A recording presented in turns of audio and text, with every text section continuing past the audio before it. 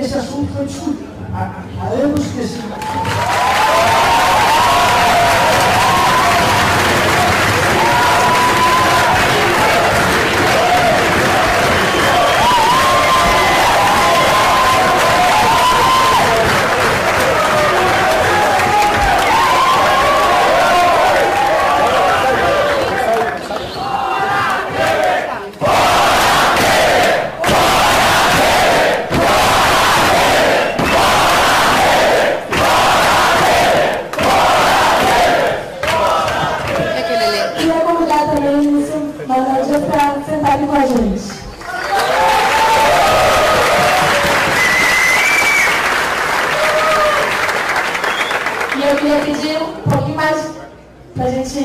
tranquilizar um pouco para o Tessa terminar a fala dela, daqui a pouco a gente já passa para o Silvio.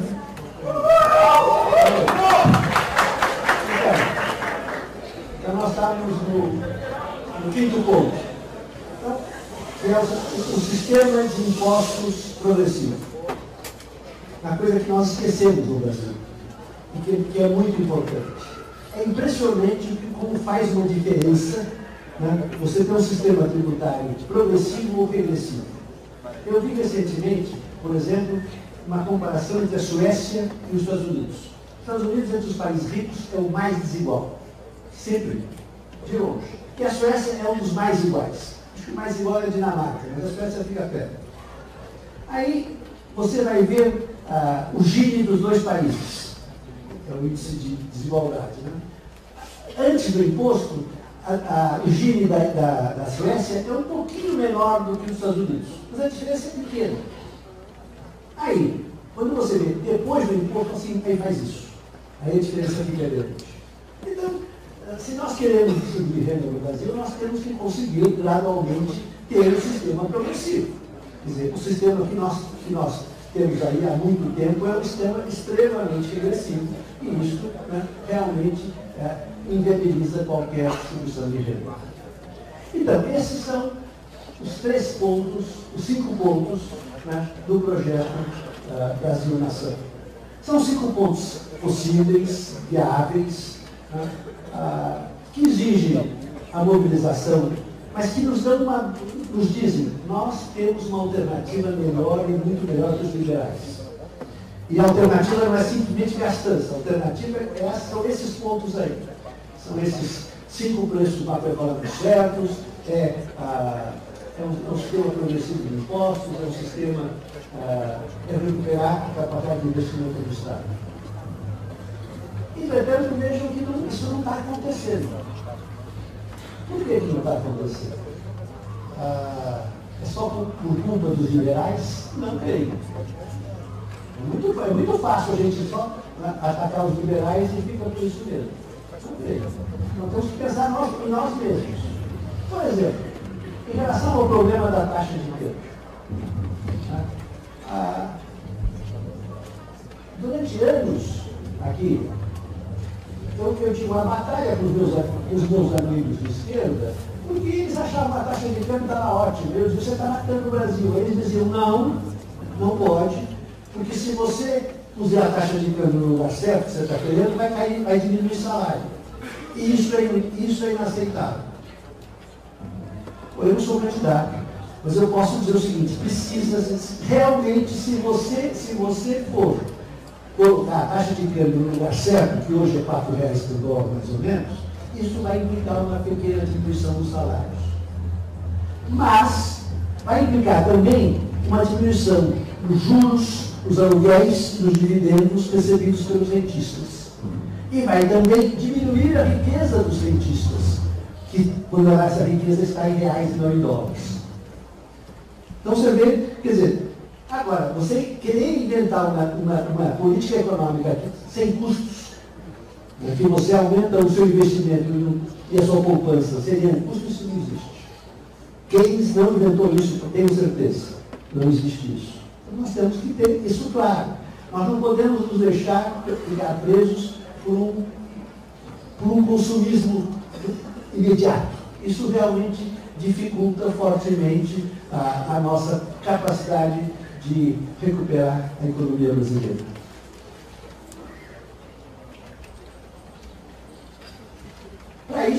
digo vocês, quer dizer,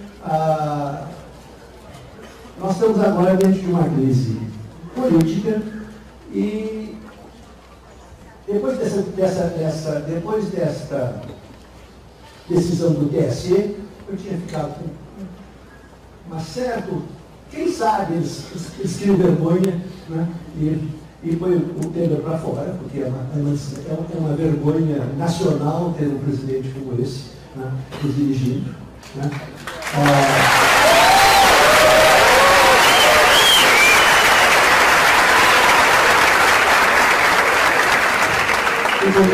E a situação que nós nos encontramos fala bem sobre, quer dizer, a falta de princípios que tomou conta da sociedade brasileira. Quer dizer, uma sociedade, para ser coesa, forte, para ser uma nação, ela precisa ter valores e poderá cobrar dos outros também que aparecer. Né? O Ciro, eu sei que vocês vão ver, o Ciro sabe muito bem as coisas que eu estou falando, nós já conversamos bastante. Né? Ele é um homem extremamente bem preparado para ser presidente da República desse país.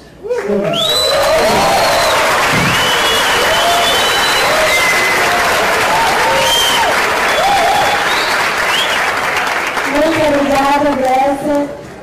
Você viu o tamanho da atenção de todo mundo aqui com a sua fala. Na verdade, foi uma aula que a gente deveria, inclusive, colocar no currículo, né, gente?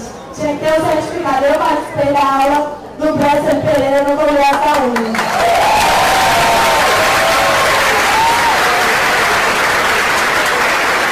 E agora, eu queria chamar para fazer a sua fala. Agradecer muito a presença, ele que já compôs na Bienal da UNE, você viu que a gente sempre te recebe de casa cheia, então, porque a gente tem muito carinho pela sua história, pela sua luta, te respeita muito no projeto que tem construído, e eu tenho certeza que a juventude, está na mão da juventude, está na mão o futuro do nosso país. Então, sem mais delongas, Ciro Gomes.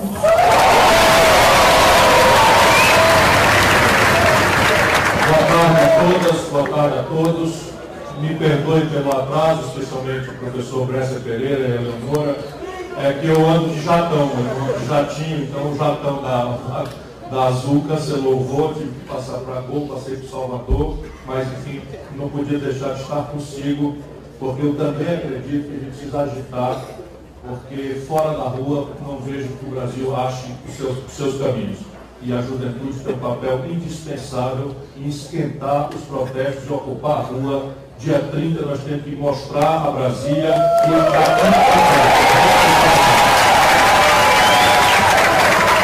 cumprimentar esse grande brasileiro a que o país já deve muito e que tinha todo o direito de observar de longe nossas tragédias contemporâneas, mas transforma-se num militante viajando pelo país, levando o peso da sua liderança moral e intelectual, tendo a paciência de repartir conosco a sua sabedoria extraordinária, meu caro mestre, professor Bresser Pereira.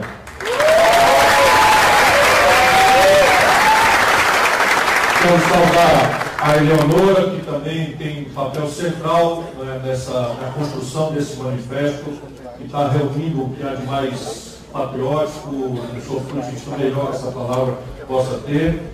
Quero cumprimentar a Cirlei Soalheiro, minha companheira presidente do PDT de Minas Gerais.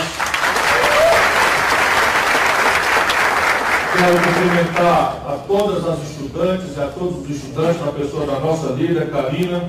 É um privilégio.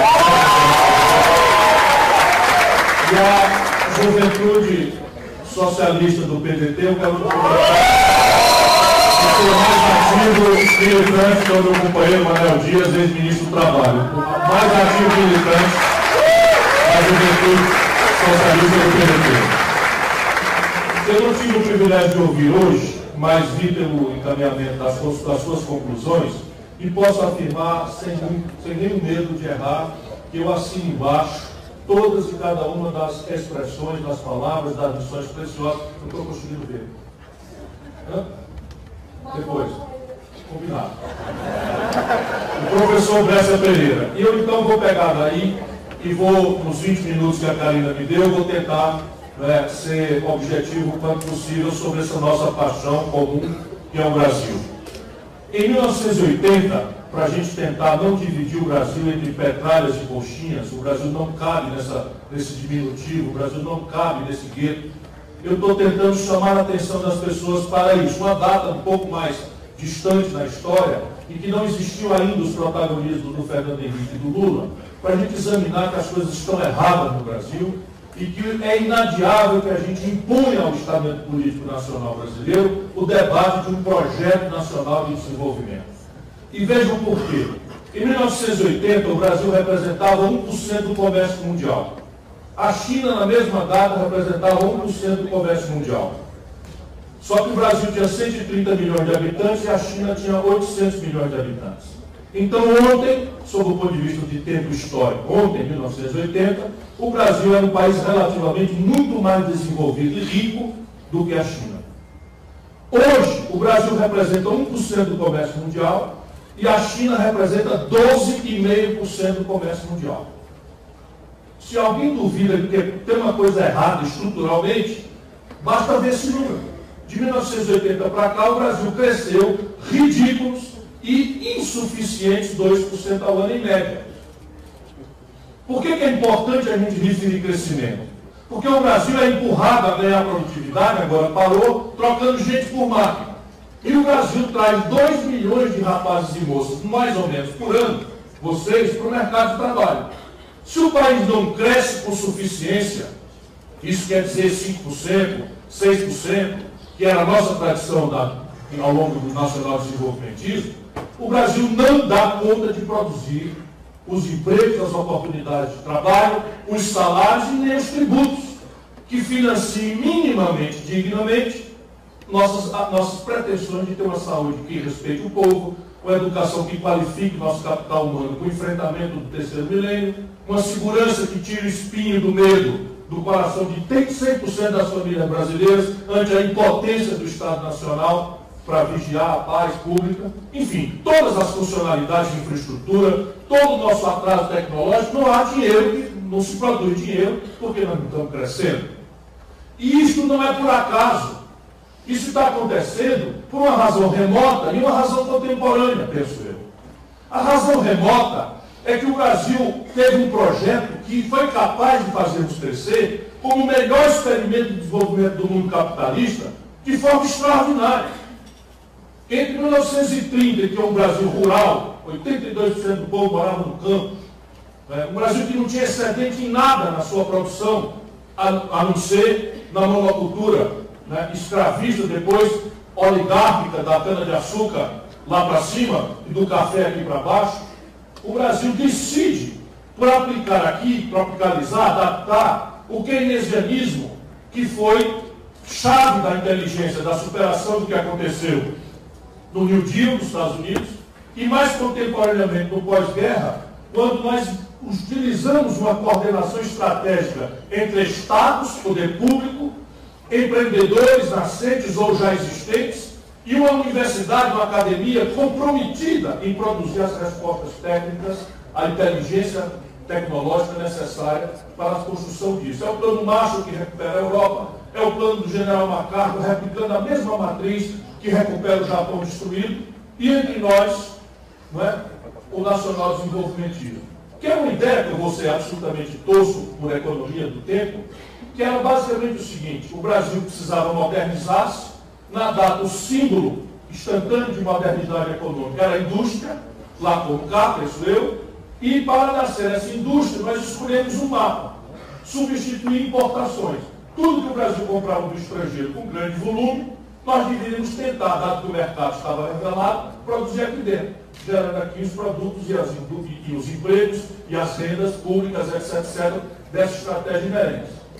Como não tínhamos o capitalismo privado, ou o rudimento do que tínhamos era rural e politicamente avesso, arisco, hostil a essa ideia modernizante, o Brasil, não sem muito trauma, 30, 32, 35, 37, 45, 64, tudo isso são conflitos extremos, graves, sanguinolentos, a desmentir esse papo furado de que nós somos uma nação vocacionada para a democracia e para a tolerância. Isso é mentira. O Brasil é um país autoritário, nossa tradição, nosso vice é autoritário, E a intolerância escravista que entre nós durou 3 séculos, associada com a Inquisição, né, e com as interdições mistificadoras da religião, de certas religiões, ou de expressão de certas religiões, isso explica esse caldo de cultura autoritário e tal. Pois bem, porém foi possível, ainda quando não tínhamos uma sociedade urbana, escolarizada, não sequer tínhamos uma burguesia nacional, foi possível se estabelecer uma hegemonia moral e intelectual ao redor de um projeto que produziu um milagre. O Brasil saiu do nada e virou a 15ª economia industrial do planeta. A China ainda precisa de uns 10 anos, e vai fazer, infelizmente, para superar o experimento histórico brasileiro. Portanto, não há defeito genético na nação brasileira. Nós somos capazes, quando coesionamos a ideia, a força do país, ao redor de uma estratégia que nos coesionou, que o professor Bressa chama tanta atenção, a ideia de nação, a ideia de projeto, a ideia de responsabilidades compartilhadas entre setor público, setor privado, universidade, nós nos transformamos do nada em 15ª economia industrial do mundo. Porém, a este modelo devemos o Brasil do bem e devemos involuntariamente, de forma descuidada, penso eu, para discutir parte grave dos problemas contemporâneos que temos.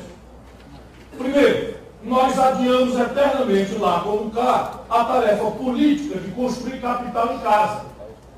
Parece ser uma essencialidade do desenvolvimento sustentável, do êxito civilizatório por aí afora no planeta, que o capital que o sustente seja produzido em casa. E nós temos uma baixíssima tradição de formação bruta de capital, ou seja, nós somos um país basicamente sem poupança.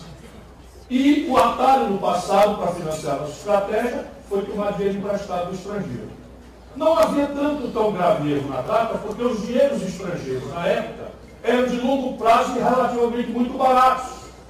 Então não havia, em tese, erro muito grande da gente tomar $1 bilhão emprestado, com 3 anos de carência, 12 anos para pagar, e abrir uma companhia siderúrgica nacional, uma COSIPA, uma Usiminas, que 3 anos depois, quando fosse necessário, começasse a pagar as prestações, o faturamento de 2 anos de uma empresa dessa, mais que pagava a dívida que nós tínhamos feito para geral. Então também vai tomar dinheiro emprestado barato e a produzir Brás, né? Aço Brás, petróleo Brás, eletricidade Brás, telefone Brás, estrada Brás, universidade Brás, enfim, como fazendo aí as indústrias e as infraestruturas e a isso conectas.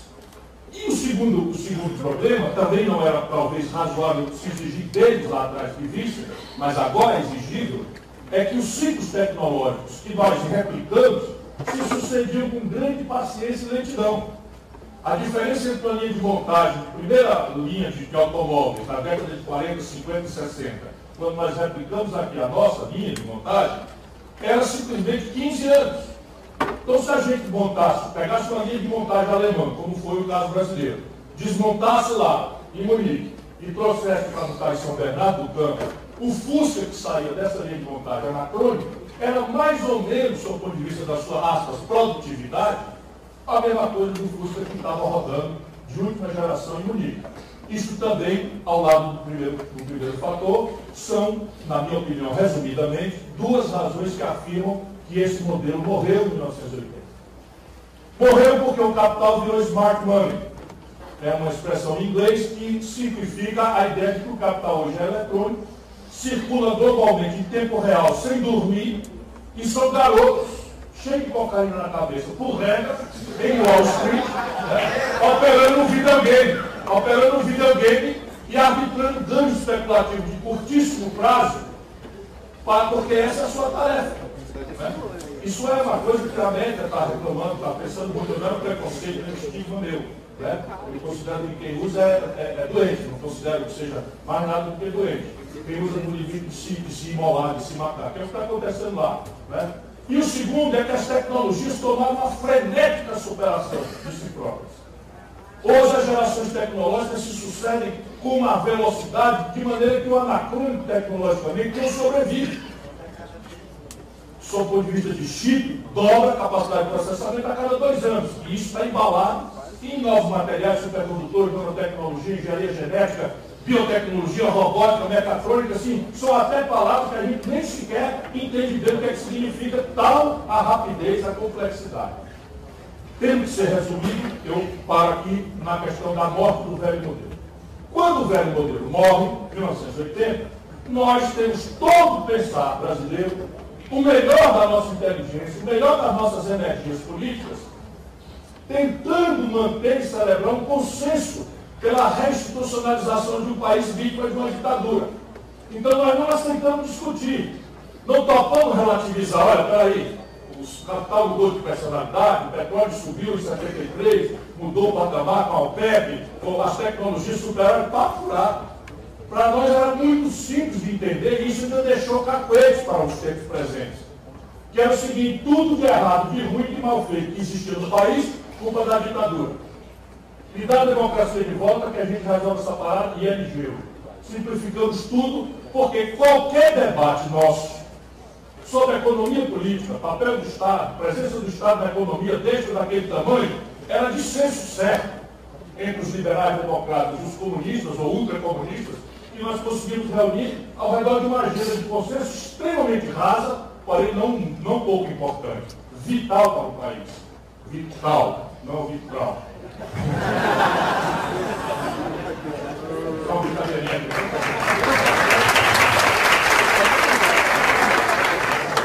Anistia, para repatriar de volta nossos patriotas que foram exilados, eleição direta, constituinte, pura e simplesmente.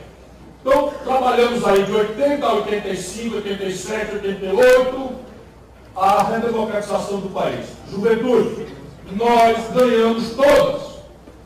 Portanto, não aceite a ronda da depressão que hoje está circulando nos lares e nos corações do povo brasileiro.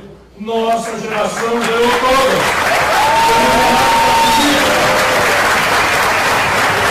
Pelo milagre da política, nós ganhamos todas. A partir daí, outra emergência. Ainda não discutimos o problema, porque tragédias brasileiras. Os Shakespeare e os gregos nunca conheceram o Brasil. A gente redemocratiza o país, porque se fizesse, todo mundo ia dizer, aqui o Sófocles pegou pesado. Né? Nós redemocratizamos o país, conseguimos um entendimento delicadíssimo e botamos o Tancredo Neves, esse extraordinário brasileiro, presidente da República, e ele morre antes de tomar posse. E aí toma posse o Sarney. Se o Sófocles tivesse escrito isso, a turma ia dizer, não, aqui ele pegou pesado. Essa aqui é uma ópera bufa, não é uma tragédia. É passando do limite aqui o Sófocles. Perdão aos gregos, professor. Mas aí nós tínhamos que administrar o país. Crise agora, emergência, fogo grande, inflação. E aí a inflação pega praticamente todas as energias políticas do país. Todos os pensares do país, todas as nossas energias políticas drenadas para compreender a inflação, para esconjurar a inflação, para dar um trato na inflação. E mil tentativas. E aí, com inspiração do Brescia, por exemplo, eu já estava presente, nós fizemos um plano exitoso, depois de fracassarmos nos 8, que é o plano real.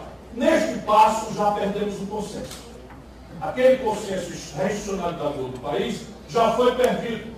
O governador Brizola, candidato a presidente, depois acusou o plano real de ser um oportunismo eleitoral. Visionariamente, ele viu que o Fernando Henrique ia fazer daquilo depois. O Lula chamou o plano real de truque. Depois a gente viu que o Fernando Henrique malversou. Mas já eu estava ajudando a fazer, sob a liderança de outro mineiro, o presidente Itamar, que foi injustiçado pela história do Brasil a partir de uma máquina de propaganda montada pelo PSDB de São Paulo. Foi o Itamar que enfrentou esse negócio e o plano real era um truque, mas era um truque bem intencionado.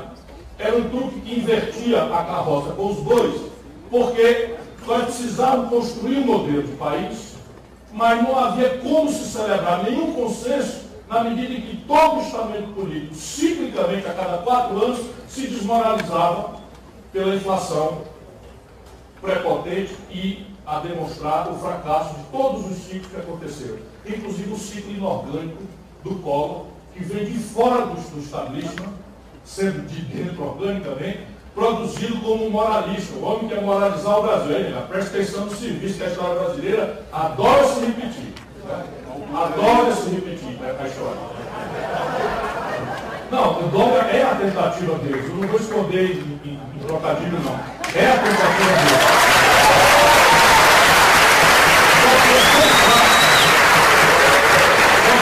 Aqui eles vão ter que inventar outro. Esse que eles vão fazer aqui no fim do ano, aqui para dezembro lá no outro.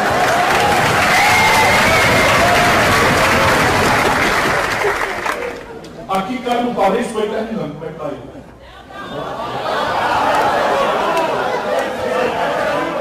Seu diversão. Sim, pode continuar e aí depois eu quero a compreensão porque vai reduzir as falas. Deixa ele falar, né? Não, mas eu quero concluir. Me deu um tempo aí. Então, rapaz, aqui nessa altura da vida, cabe um parênteses.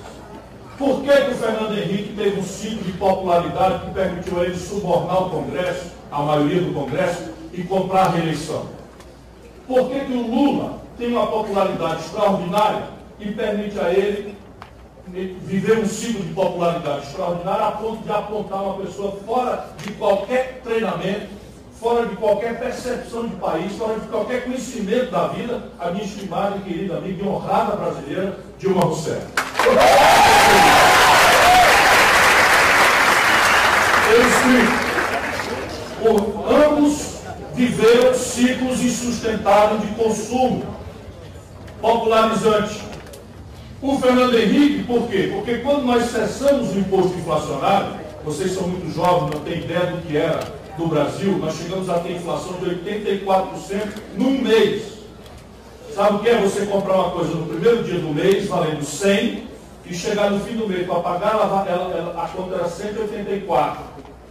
E o teu salário valia 100 e passava 3 meses no mínimo para virar 150, 170, 190. A tragédia que era no Brasil, essa maluquice. Que era uma negociata, que fazia muita gente branca, gorda, ganhar dinheiro no Brasil. Lá como cá. Por isso que é injusta a crítica que se faz ao Itamar. É o Itamar que, inorgânica plutocracia, ao governo do Baroná, enfrenta o pacto que fazia da inflação um mecanismo de ganhar dinheiro. Muito dinheiro para os ricos e cobrava isso dos pobres da classe média que não tinha indexadores nem excedente financeiro para expor a esses indexadores. Resultado, cessado o imposto inflacionário, no dia seguinte a renda melhora espontaneamente, instantânea e espontaneamente. E a política já produziu muitos fracassos, muitas mentiras, muita promessa enganosa. O povo pega esse dinheiro, essa sensação de conforto e parte para o consumo agora. Resultado, o Fernando Henrique vira um cara popular, porque permitiu que a população saísse de uma estagnação terrível de vários anos e vivesse um outro patamar de consumo. Só que como o problema não era o fim do imposto inflacionário, mas o colapso do velho modelo, como ele produziu, passado o efeito once and for all, ou seja, uma vez e não se nunca mais, daquela renda extra, o Brasil quebra. Quebra uma, quebra duas, quebra 3 vezes. E o Fernando Henrique manipula a grande mídia, não tem nenhum debate em 98, era candidato a presidente da República. Ele manipulou o Globo, vamos dizer, Globo, Folha de São Paulo, Estadão, Jornal do Brasil, Record, Manchete na época, que todos eles, nenhum promoveu debate. Na maior democracia eleitoral do planeta, não houve nenhum debate. Por quê? Porque o Fernando Henrique queria o Lula, que tinha se negado a apoiar o Real como adversário fictício e simbólico, e sabia que eu arrancava a máscara dele e votava no Lula no segundo turno, como aconteceu na sequência. Não houve debate, ele ganhou no primeiro turno e não deu outro. Em 99 o Brasil quebra. Presta atenção no filme, como é que acontece o filme. Tá vendo, galera? Pelo amor de Deus, não vamos mais repetir esse filme.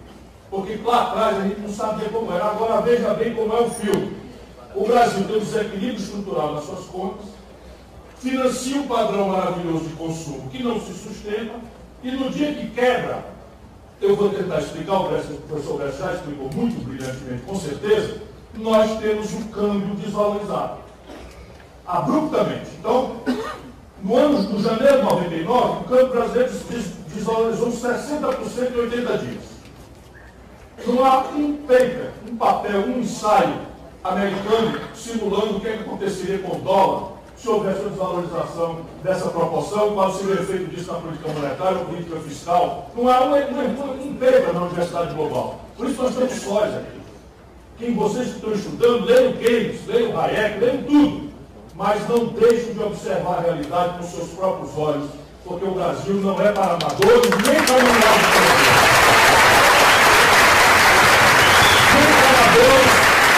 manuais estrangeiros que não compreendem as nossas personalíssimas especificidades.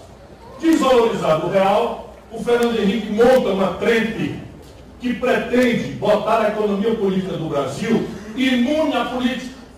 Ou seja, essa gente, a plutocracia, fez o golpe porque já tentou 10 mil vezes inventar uma engenhoca institucional em que a gente pode brincar de eleger presidente da República, mas o que interessa à economia, o Banco Central, a taxa de câmbio, isso é produzido pelos gênios da conexão Banco Central-Avenida Paulista.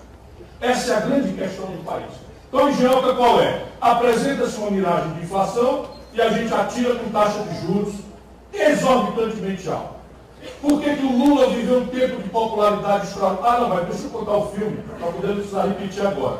Quando acontece essa desvalorização, a inflação sobe, o governo atira com taxa de juros, a economia emborca, se apresenta o desemprego, a renda média do povo perde competição com os preços, e aí o que aconteceu naquela data? Janeiro de 1999. O PT cria um movimento fora FHC. O Lula assina um pedido de impeachment do Fernando Henrique e leva esse pedido de impeachment ao presidente da Câmara Federal, então um cidadão chamado Michel Temer. Ó, vamos rir, mas quando a gente repete a história, é como farsa ou como tragédia. Então repare bem, eu disse para o Lula na época, que eu sou muito amigo e camarada. Lula, não faça isso, pelo amor de Deus. Remédio para governo ruim não é impeachment. Uma democracia verde como a nossa, se a gente legitimar esse caminho, na próxima que um de nós estiver no poder, eles vão fazer. Com uma diferença que eles têm a mídia, eles têm o poder econômico que nós não temos. Então está errado. Quem quiser consertar o Brasil vai ter que arrostar momentos de compreensão, né? Vai ter que chamar o povo para explicar as coisas, mas vai ter que ter capacidade de fazer o povo amar a institucionalidade. Isso é o que segura um país. Né? É o consenso ao redor de estruturas e não esses oportunismos, né? De conveniência dele ou daquele outro. Um dia a gente usa contra ele e a gente perde a autoridade moral quando ele vier usar contra nós, como Deus. Qual foi o filme? Por que o Lula teve popularidade? Salvo a extraordinária personalidade do Lula, eu tive o privilégio de ajudar o Itamar, ajudando a fazer o real, e tive o privilégio de, convocado pelo Lula, ajudar muito pesadamente quando ele foi se implantando e houve contra ele um levante de golpe, que é o tal chamado mensalão. Eu estava lá dentro e sei muito bem do que eu estou falando. Portanto, também ninguém me confunda, apesar de gosta muito da gente apoiar e se zanga quando a gente faz uma reflexão crítica. Mas é preciso fazer. É preciso fazer, senão a gente não vai merecer a confiança dos nossos filhos. Então, repara uma coisa, eu estou falando aqui de aliados. Eu votei em 89, votei em 94, não porque ele ficou contra o real, votei em 98, se não houve, votei em 2002, votei em 2006, que sofreu uma rasteira, votei em 2010, e o Ceará deu 2/3 do voto contra o impeachment da Dilma. Foi o único estado do Brasil.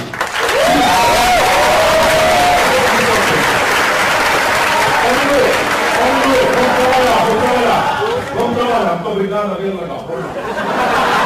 Agora, na hora da simpatia, agora nós precisamos conversar sobre o Brasil. E essa questão eu vou concluir. Por que o Lula é popular? O modelo morreu. Continua se agravando a questão estrutural do país. Mas quando o Lula toma posse, dois fatores permitiram que o Lula tivesse esse ciclo extraordinário, né, de popularidade, com razão, justificada, porque ele promove realmente uma melhoria na condição de vida do povo brasileiro, especialmente dos mais pobres. Primeira condição era uma condição transitória e especulativa. O câmbio, que o professor Bessa já explicou, quando o Lula tomou posse, seria o equivalente hoje a R$ 9,20. Quando o câmbio estoura, a gente empobrece. Quando o câmbio cai, a gente enriquece a renda relativa. Cabe um parênteses, eu não sou economista, eu posso fazer essas heresias. Explicar por que o câmbio tem que ser um assunto popular. porque os preços relativos da nossa vida real, todos são sensíveis à taxa de proporção entre o real e o dólar. Por quê? A gente não compra dólar, mas compra pão e pizza. Pão e pizza é trigo. Trigo é uma coisa que o Brasil não produz. Então nós temos que comprar para ter pão e pizza, comprar trigo do estrangeiro e pagar em dólar. Quando o Lula entregou para a Dilma, a gente precisava de R$ 1,75 para comprar um dólar de trigo. Quando a Dilma caiu, a gente precisava de R$ 4 para comprar o mesmo dólar de trigo.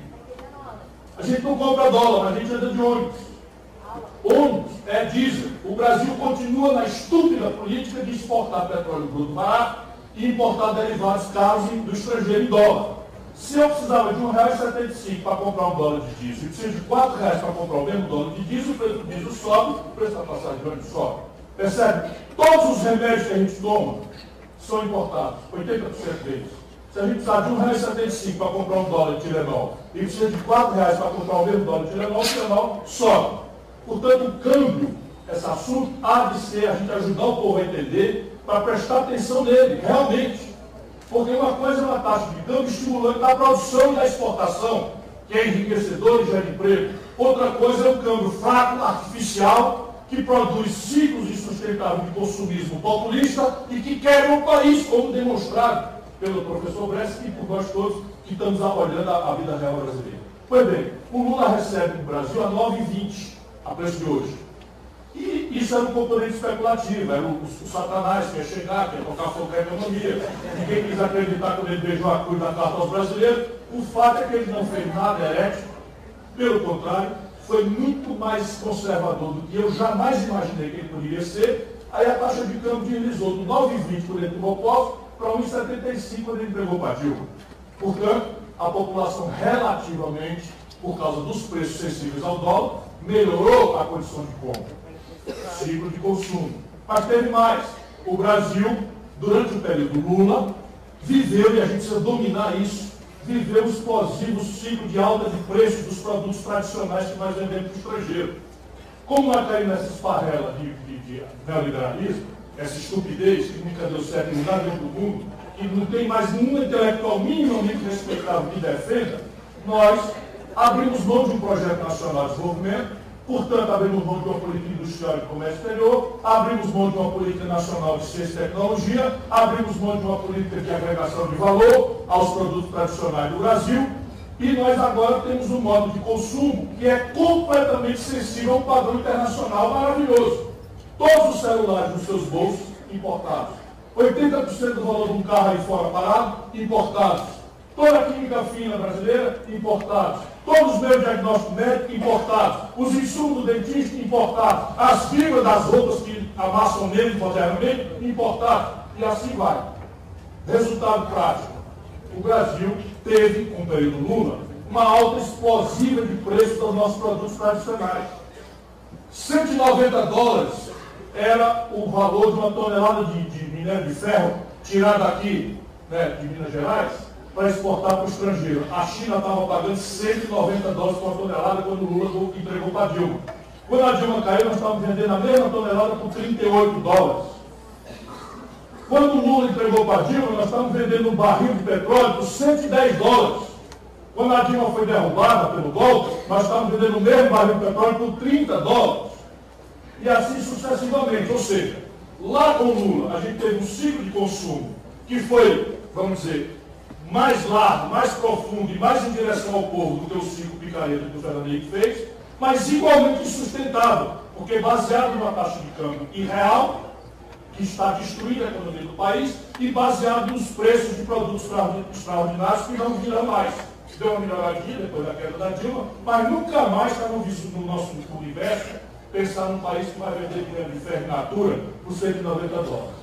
Resultado, aqui está a explicação para as duas exceções de por que o Brasil não cresce. O Brasil, para crescer, precisa compreender que nós estamos proibidos de crescer. Primeiro, um desafio de juro alto colapsou o balanço das empresas privadas. Não há um ponto que nós podemos esperar das empresas privadas para o investimento no país. Segundo, a colapso da conta pública. Esses canalhas que usurparam o poder estão agravando o problema fiscal do país, porque mantém a taxa de juros em elevação, a taxa real, e estão fazendo despencar a receita pública. Então, esse ano, apesar de toda essa amargura, e essa picaretagem intelectual, nós temos um déficit primário de 150 bilhões de reais, que vai se juntar mais 480 bilhões de reais de juros vencidos, que a gente não tem dinheiro para pagar. Nós estamos falando agora, nós estamos nos aproximando de R$1 trilhão por ano para carregar essa estupidez, que nada mais é do que um mecanismo perverso, salafrário, de transferência de renda de quem trabalha e produz para os 10 mil barões que controlam a vida do Brasil, pelo oligopólio da mídia, pelo financiamento dos centros e pela usurpação até do debate intelectual. Se esse diagnóstico for correto, ou seja, nós precisamos ter uma política industrial de comércio exterior que supere esse desequilíbrio. Nós precisamos ter um déficit no balanço de pagamentos, nas transações correntes, que permita que nós tenhamos um câmbio estimulante de quem trabalha e produz, e eu posso ser candidato. O professor Bress disse que não era, mas eu posso ser candidato, a tanto apenas desejo o meu partido, o PDT. E se eu for, será público que nós vamos trabalhar com uma taxa de câmbio favorável a quem trabalha e produz e desestimuladora do consumismo insustentável que tem levado o Brasil para o breve.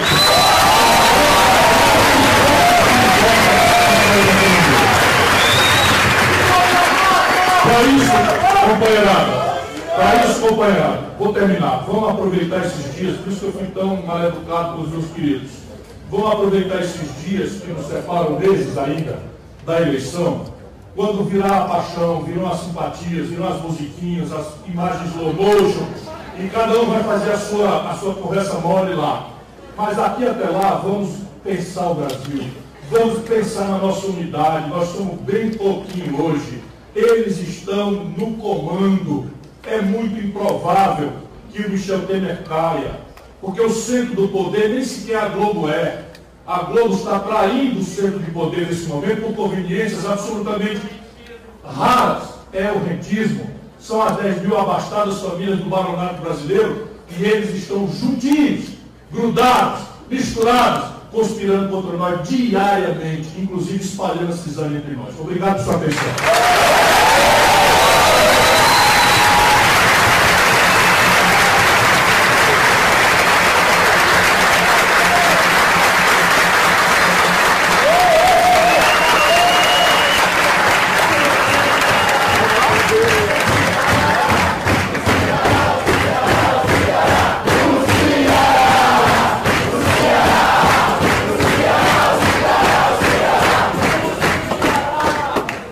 Pessoal, eu queria fazer aqui um acordo com vocês.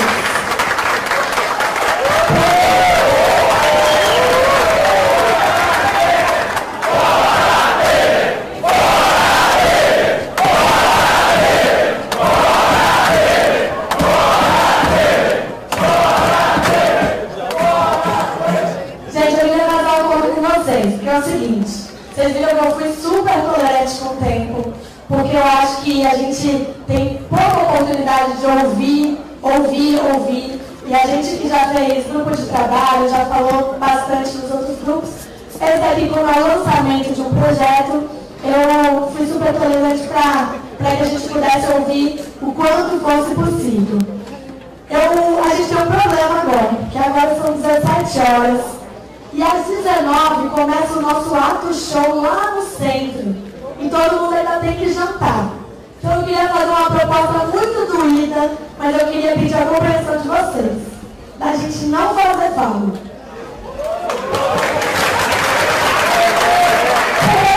Senão, o que vai acontecer? A gente vai abrir muito poucas falas, que não vão conseguir ser representativas na quantidade de pessoas e de correntes e de movimentos que a gente tem aqui. Só um minutinho. E aí eu queria pedir essa compreensão para que a gente pudesse, como o Ciro falou, o Bressa falou, a Leonora falou, a gente precisa sair daqui muito unido e mostrar a força desse movimento nas ruas. Porque tão importante quanto o nosso diálogo aqui, é importante também que a gente faça um grande ato lá na Praça da Estação, que vai ser o nosso ato Minas Prangirepes.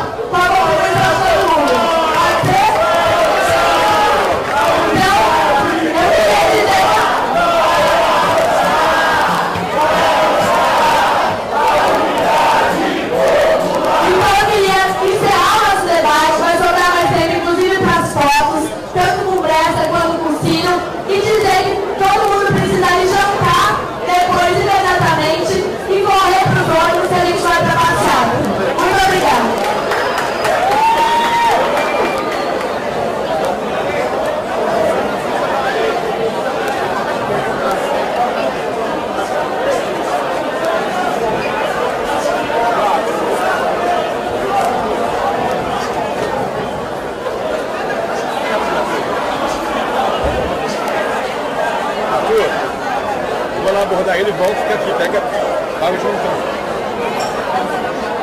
Ô, Esther, eu vou desligar então. Vai de montão, pode derrubar.